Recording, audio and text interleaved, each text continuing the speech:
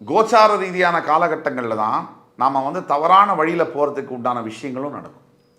நமக்கு பணம் அதிகமாக வரும்போது தான் புத்தி தடுமாறும். ஒரே நிலையில் இருக்கக்கூடிய புத்தி மாறி மாறி ஆசைகளை அதிகப்படுத்தி இன்னும் பேராசையாக்கி இன்னும் இருக்கிறது தொலைக்கிற மாதிரியான சந்தர்ப்பங்களை, சபலங்களை, மன சஞ்சலங்களை ஏற்படுத்தும். சனி பொறுத்த வரைக்கும் கர்மகாரகன், காலபுருஷ தத்துவத்துக்கு. இப்போ நீங்கள் மனதை வந்து ஒரு நிலையில் இருந்தீங்கன்னு சொன்னால் உங்களுக்கு நிறைய பணம் வரும்போது திமிர் இல்லாமல், ஒரு தேவையில்லாத ஒரு பகட்டு இல்லாமல் இதெல்லாம் இருந்தீங்கன்னு சொன்னால் நாளைக்கு 7.5 சனியும் அஷ்டம சனியும் கஷ்டகாலங்கள் வரும்போது சனி பகவான் உங்களை தாக்க மாட்டார், உங்களுக்கு பிரச்சனை கொடுக்க மாட்டார்.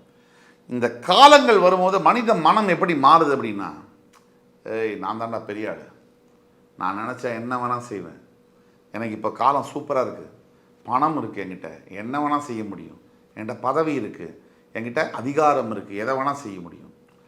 இதே பூமியில் மிகப்பெரிய பண ஆளுமையோடு இருந்தவங்க கோடு ட்ரில்லியன்ஸில் சம்பாதிச்சவங்கெல்லாம் பார்த்துருக்கு. இந்த பூமி பதவிகளில் இருந்தவங்களையும் பார்த்துருக்கு, அதிகாரமில் இருந்தவங்களையும் பார்த்துருக்கு, அவங்கெல்லாம் என்ன ஆனாங்க அப்படிங்கிறதும் பார்த்துருக்கு.